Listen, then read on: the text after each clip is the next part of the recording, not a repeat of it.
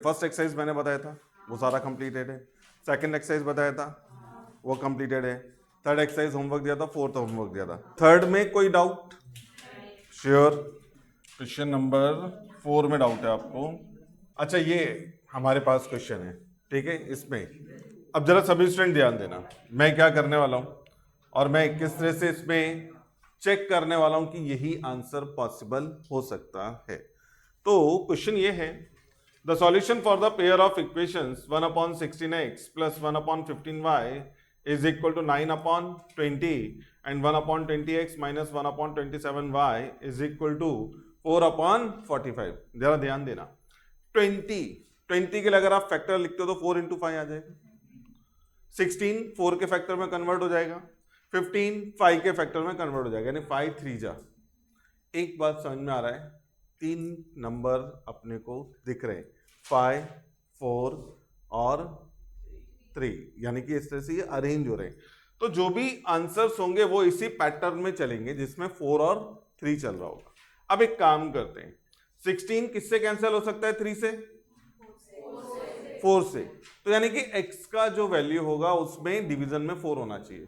तो अब अपने इन ऑप्शंस में देखें कितने ऐसे ऑप्शंस हैं, एक ही है ना, ए। तो हम कहां से जा रहे हैं? ऑप्शन से। ये मैंने अभी बाय डिफॉल्ट मार्क किया। अब चलो जरा देखते हैं पहला इक्वेशन, 1/16 x की जगह क्या गया 1/4 प्लस 1/15 y की जगह क्या नोट किया 1/3। चेक करना, 4 से 16 कितने time cancel, plus 1/5 as usual, 5 plus 4 नीचे 4 into 5 इज इक्वल टू, क्या ये 9/20 था? Yes we have. तो इसका मतलब it is the required solution, क्योंकि इसमें कहीं नन ऑफ दीज नहीं दिया है और पहला इक्वेशन वेरीफाइड है तो दूसरा भी हो जाएगा। तो बात समझ में आए क्या? तो कौन सा ऑप्शन ठीक है? ए इज द राइट ऑप्शन। अब ये बात समझ में आए, मैंने डायरेक्टली इसको ही क्यों चेक किया, ये बाय डिफॉल्ट क्या है, फर्स्ट है। हम चेक भी करेंगे तो कहां से जाएंगे? फर्स्ट। अगर ये पीछे भी होता फोर्थ में तो भी मैं इसी को पहले चेक करता इन प्लेस ऑफ किसी दूसरे नंबर को। तो बात समझ में आई क्या? तो ये तो था क्वेश्चन नंबर 4, हो गया कंप्लीट। अब आते हैं नेक्स्ट, इसको डिलीट कर दूं। अब इसमें और कोई डाउट किसी स्टूडेंट को? श्योर, सारे हो गए सम्स, इसको निकाल देते हैं। अच्छा 9 में है, क्वेश्चन नंबर 9, ठीक है। अब क्वेश्चन नंबर 9 सम, जरा ध्यान दो। तो क्या है अपने पास, 1.5x plus 2.4y is equal to 1.8, 2.5 into x plus 1 is equal to 7y, have solution as. तो भाई ऑप्शन से ही जाएंगे। एक काम करो, कैलसी ले लो जरा, फटाफट फटाफट सभी लोग कैलसी लो, और जैसा मैं बोलूंगा वैसा ही कैलकुलेट करना है, कुछ भी अपनी तरफ से दिमाग लगाने का नहीं। अब क्या, पहले ऑप्शन को जज कर रहे हैं हम लोग, कैलसी लो, 1.5 इंटू 0.5 एम प्लस मेमोरी में प्लस करना उसको, एम प्लस एक अलग बटन है, सबने किया, प्लस नहीं बोला है, एम प्लस। फिर 2.4 इंटू 0.4 एम प्लस। अब एक बटन दिख रहा है एमआरसी या एमसीआर, मिला, प्रेस करो, कितना आ रहा है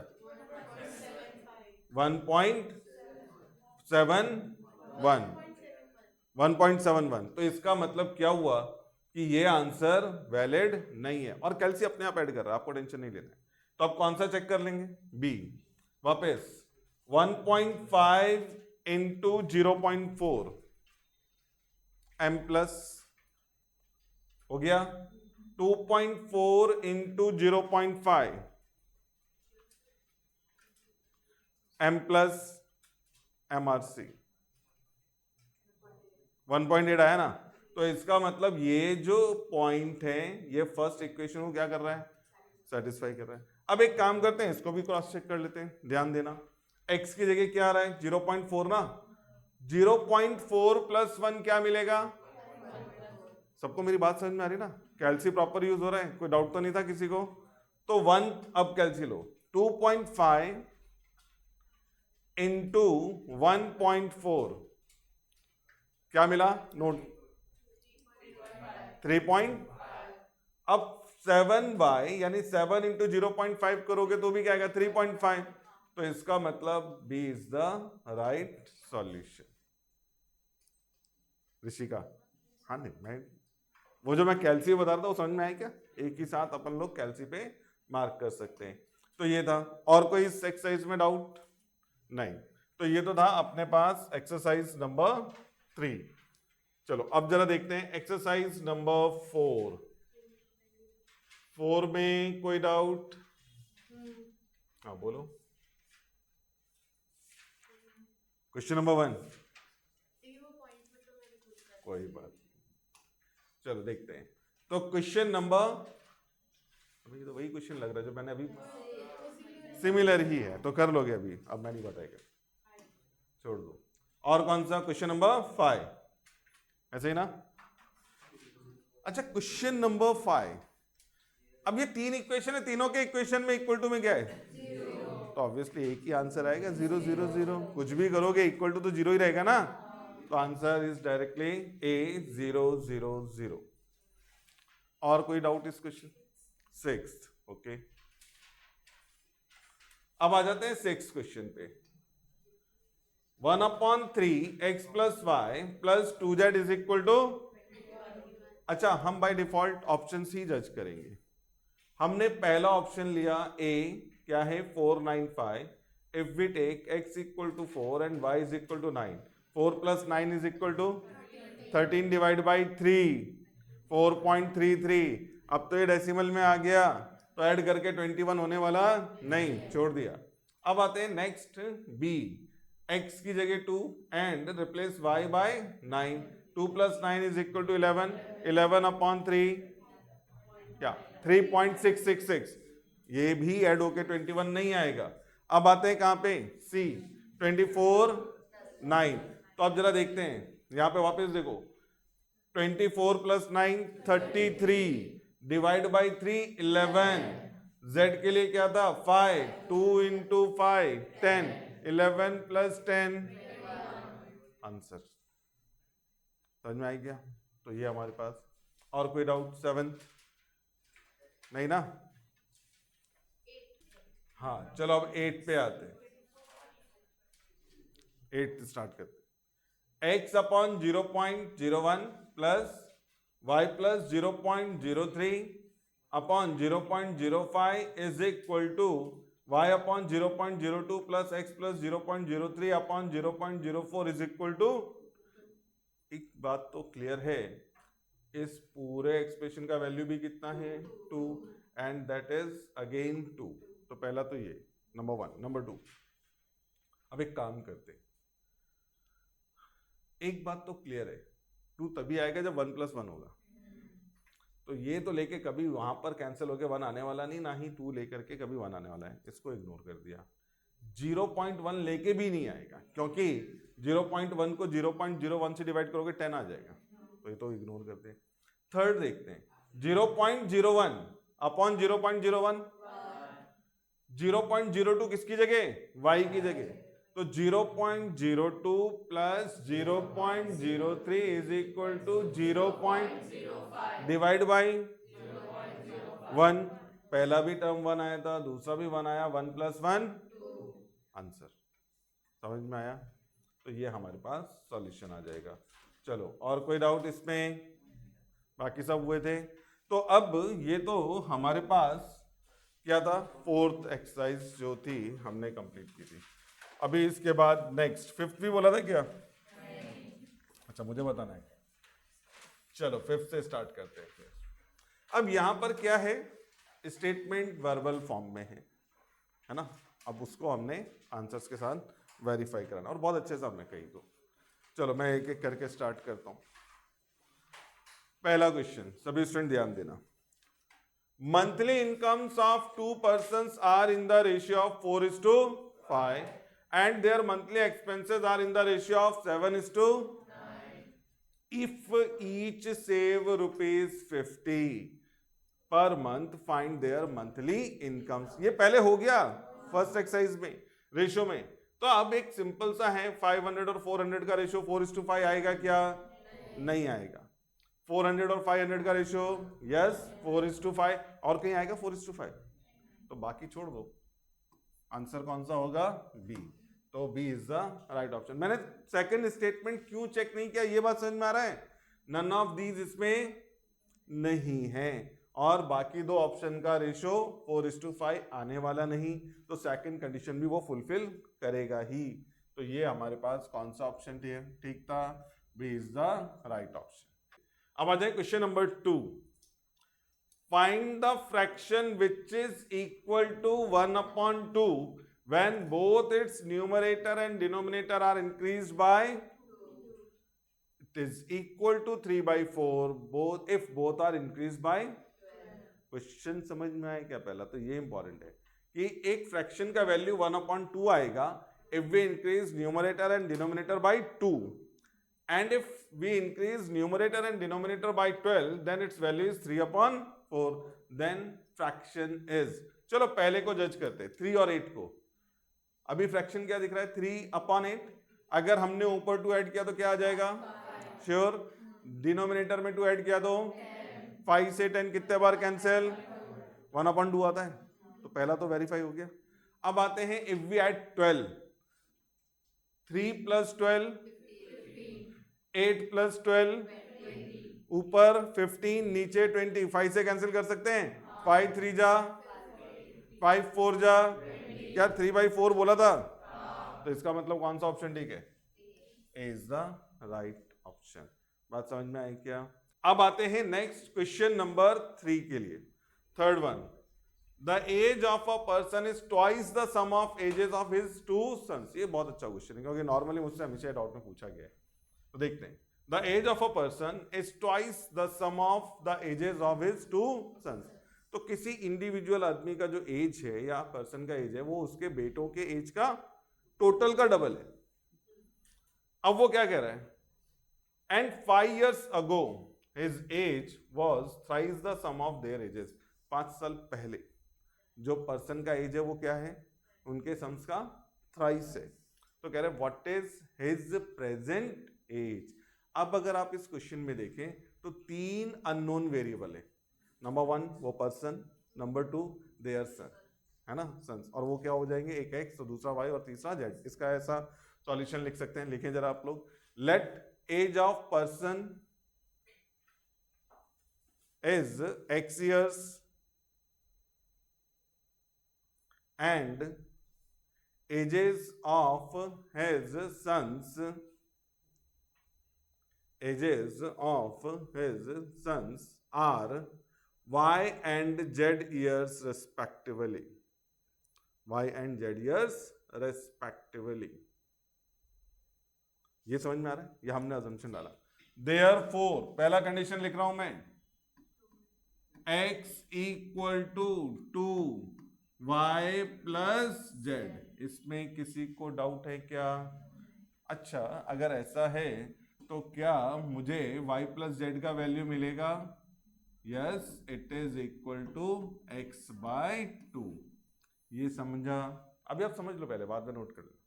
ये समझ में आया क्या? अब अगेन, अब दूसरी कंडीशन को अप्लाई करते हैं। 5 years ago age of person is thrice, है ना? तो अब जरा देखिए, age of person is thrice. अच्छा, एक और इंपॉर्टेंट, यहां एरर हो गया। क्या एरर हुआ, समझ में आ रहा है क्या? 5 साल पहले एज भी तो इसका कितना होगा?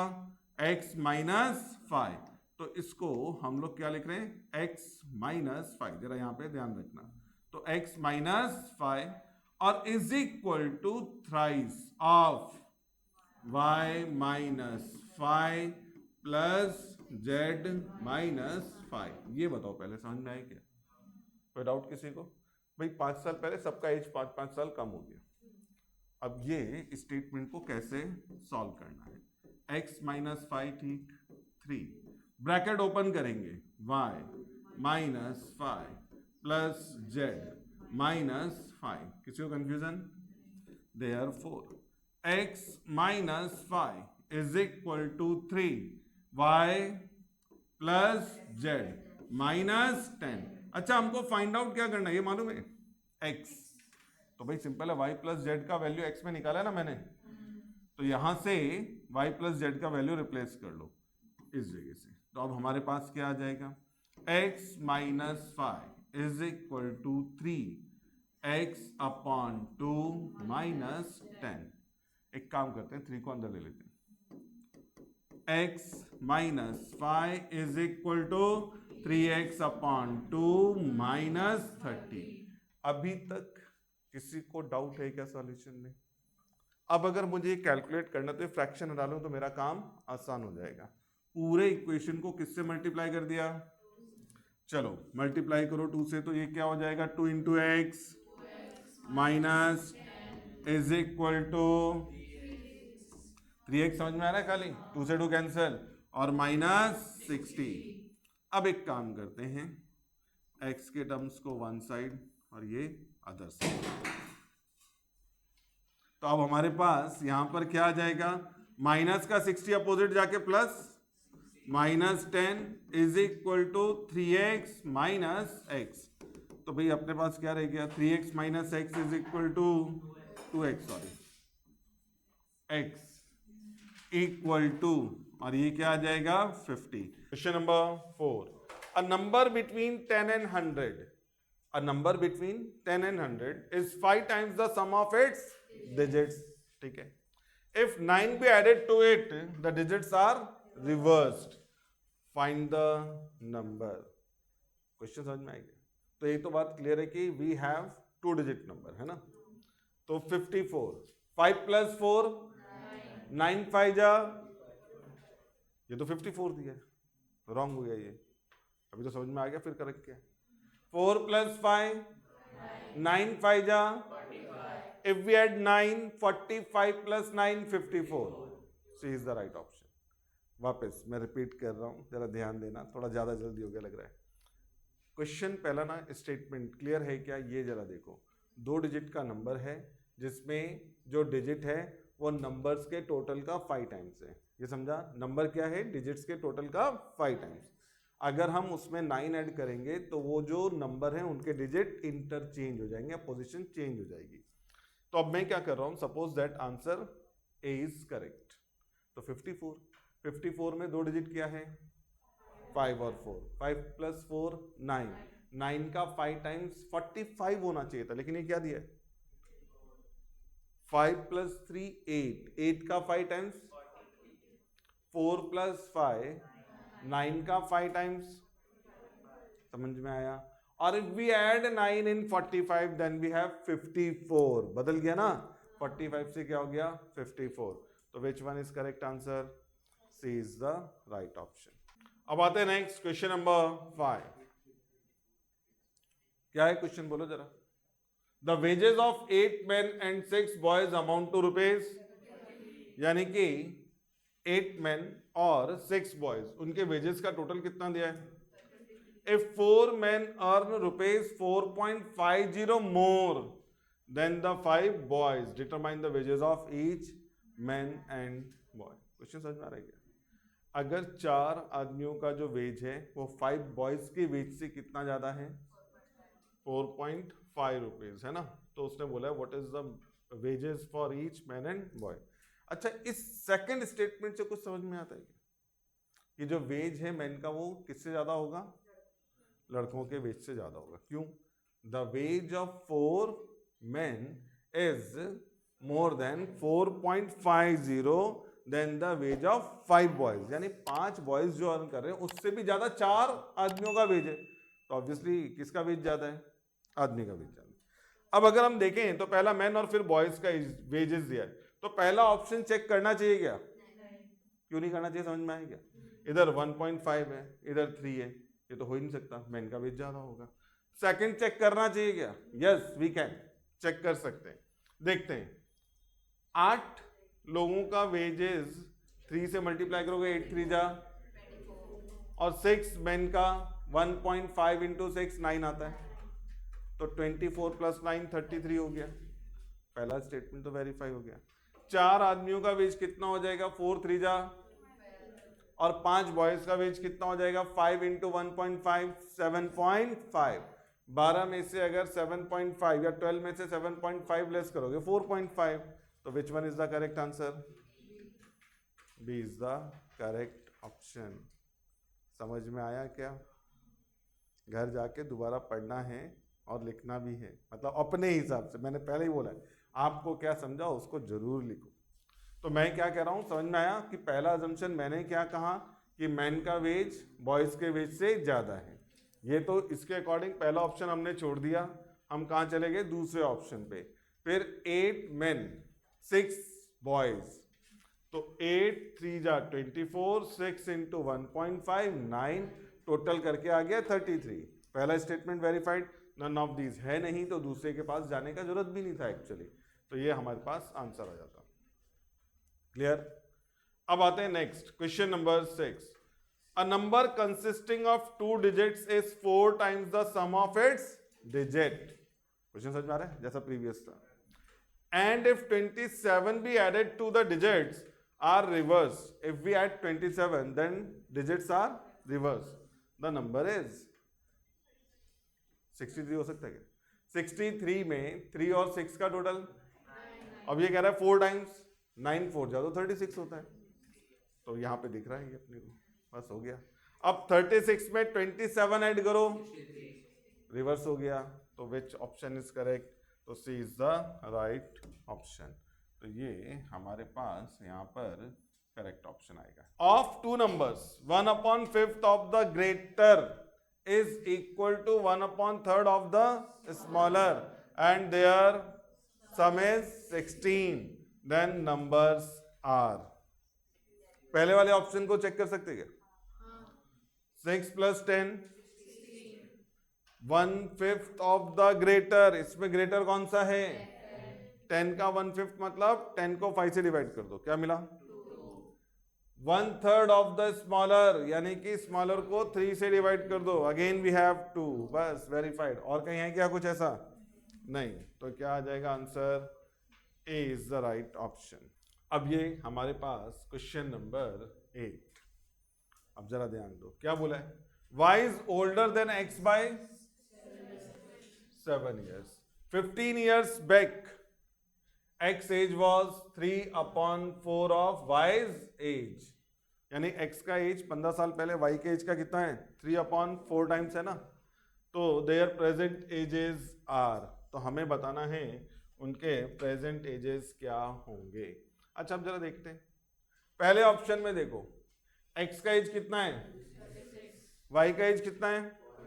क्या y x से 7 इयर्स बड़ा है? तो खत्म हो गया, एक बात तो यहाँ पे हो गया। ये बात समझ में आया? उसने क्या बोला है? x by 7 years, y is older than, y बड़ा है x से 7 साल। पहला स्टेटमेंट क्लियर। अब जरा देखते हैं, 15 इयर्स बैक है ना, तो 15 साल पहले x का एज कितना होगा? 21। y का एज कितना होगा? 28। 15 माइनस करना है। अच्छा, अब जरा देखें, 28 का हम क्या करने वाले हैं? 3/4, 3/4 इंटू 28, तो 4 से 28 कितने टाइम कैंसिल? क्या ये सेम आ रहा है? तो इसका मतलब A is the right option. अब आते हैं next question number 9। The sum of the digits in the 3 digit number is 12। तो sum of the digits in 3 digit number is 12। If the digits are reversed, the number is increased by, ठीक है, but reversing only the tens and units digit, then number is increased by 36। Question समझ में आ रहा है? 3 digit का number है, हम A से स्टार्ट करते हैं, ठीक है ना। तो अब जरा देखें, हमारे पास ए ऑप्शन चेक करना मैं क्या कर रहा हूं। 3 + 2 + 7 is equal to, yes, the sum of the 3 digit number is 12। Second condition, फिर से आ रहा हूं, इधर लिखता हूं मैं उसको। अब ये क्या कह रहा था? if we reverse the numbers, तो अब ये रिवर्स हो जाएगा तो क्या लिखा जाएगा? समझ में आया क्या? अब ये कितना इंक्रीज हो रहा था इससे, तो इसमें से 327 माइनस कर दो जरा, करो कितना रहे 396। तो अब आगे चेक करने की जरूरत नहीं है क्योंकि हमारे पास ये नॉट इक्वल टू क्या है 495। छोड़ दो इसको। बी को चेक करें क्या? नहीं। क्यों नहीं करें? रिवर्स करेंगे तो नंबर छोटा हो जाएगा भाई। अभी 372 है, रिवर्स कर दोगे तो क्या हो जाएगा 273। तो ये तो बड़ा होना चाहिए था ना, तो छोड़ दो यार। से अब इसको चेक करते हैं, फिर से देखते हैं। 2 + 3 + 7 is equal to 12। Yes, second condition के लिए। अब इसको रिवर्स करेंगे तो क्या हो जाएगा 732 माइनस 237, शायद आ रहा है 495। तो C is the right option. अब आते हैं next. Two numbers are such that twice the greater number exceeds twice the smaller one by 18, then and 1/3 of the smaller and 1/5 of the greater number together are together 21। तो कह रहे हैं the numbers are. Question समझ में आ रहा है क्या? अब जरा देखते हैं इन्होंने पहले क्या बोला है, twice the greater exceeds twice the smaller, यानी कि जो बड़ा नंबर है उसका डबल करो, छोटे नंबर का डबल करो, माइनस करो तो 18 आना चाहिए। इन दो में से विच वन इज द ग्रेटर? ठीक है। अब अच्छा उसने हमको नंबर्स पूछा है ना, तो 45 2 जा 36 2 जा 72, 18 आता है। ठीक है, ये हमारे पास। तो अब ये तो आ गया।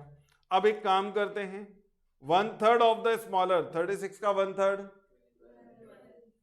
1/5 ऑफ द ग्रेटर, 1/5 ऑफ 45, 9, 12 + 9,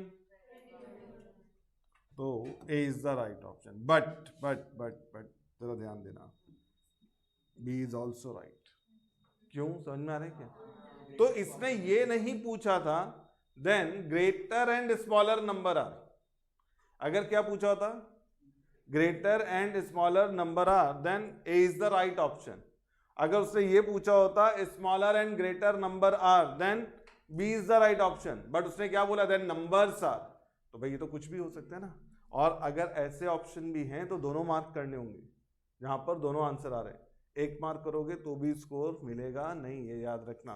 तो ठीक है, तो यहां पर क्या आ जाएगा answer, A and B both. अब ये 11th क्वेश्चन हमारे पास जो चल रहा है, अब वो क्या है, the demand and supply equation for a certain commodity are 4Q + 7P is equal to 17 and P is equal to Q upon 3 plus 7/4 respectively, where P is the market price and Q is the quantity, then the equilibrium price and quantity are, मतलब कुल मिला के P and Q are। Simple. अच्छा मुझे एक बात बताओ, पहला इक्वेशन को वेरीफाई करना आसान है या फिर दूसरे को? फर्स्ट इक्वेशन इजियर है ना फॉर्मेट में। चलो देखते हैं। अब ए ऑप्शन को क्रॉस चेक करते हैं। ए में पी की जगह क्या है, यहां जरा ध्यान देना। इसने क्या बोला है, प्राइस एंड क्वांटिटी यार। तो पहला प्राइस, दूसरा, तो वो पिछले क्वेश्चन में क्या गड़बड़ था, समझ में आ रहा है क्या? इसने कोई पोजीशन इंडिकेट नहीं की थी। तो पी की जगह 2 और क्यू की जगह क्या लेना है 3/4। तो इक्वेशन ये रहा हमारे पास, यहां पर देखते हैं 4 × 3/4 plus 7 × 2 is equal to 3 + 14 is equal to, हो गया खत्म। अब ये देख लेते हैं कि नन ऑफ दीज ना हो, तो दूसरे को भी वेरीफाई करा लेते हैं। आई बात समझ में? अब यहां पर जरा देखें, इसके लिए जब मैं जा रहा हूं रिप्लेस करते, पी की जगह क्या मिला 2, क्यू की जगह क्या लेना था डिवाइड बाय 3 प्लस 7/4। बोर्ड पे ध्यान रखना, 3 4 नीचे आ जाएगा ना, प्लस 7/4, 3 से 3, तो क्या मिला अपने को 1/4 प्लस 7/4 डायरेक्टली लिख दूं इज इक्वल टू, वेरीफाई हो गया ना, तो इसका मतलब A is the right solution.